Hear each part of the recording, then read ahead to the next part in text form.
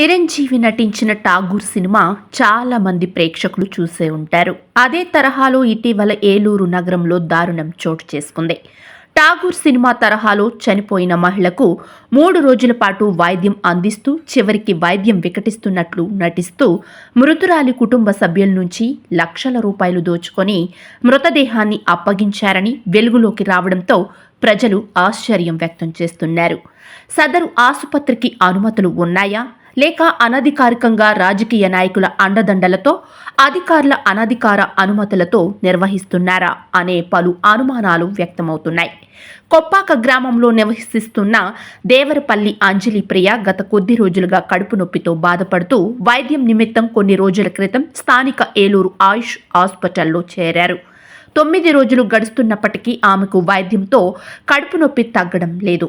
ఇందుకు గాను అంజలి ప్రియ బంధువుల వద్ద ఆయుష్ ఆసుపత్రి యాజమాన్యం వైద్యం పరీక్షల నిమిత్తం 5 లక్షలకు పైగా వసూలు చేసి చివరికి మృతురాలు చనిపోయిందని ఇంటికి తీసుకువెళ్లిపోండి అని మంగళవారం ఉదయం ప్రకటించారు.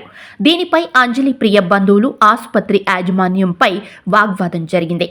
హఠాత్తుగా పేషెంట్ చనిపోవడం ఏమిటని గట్టిగా నిలదీశారు. ఆసుపత్రి ఎదురుగా బైఠాయించి ఆసుపత్రి యాజమాన్యానికి వ్యతిరేకంగా నినాదాలు చేశారు. ఈ విషయంపై రాష్ట్ర స్థాయి ఉన్నత కమిటీ వేసి నిగ్గు తేల్చాలని, న్యాయం జరగకపోతే తామంతా న్యాయస్థానాన్ని ఆశ్రయించి న్యాయం జరిగే వరకు పోరాటం చేస్తామని, ఇటువంటి ఆసుపత్రులపై కఠిన చర్యలు తీసుకోవాలని, ఎటువంటి రాజకీయ ఒత్తిళ్లు ఉండకూడదని వారు డిమాండ్ చేశారు.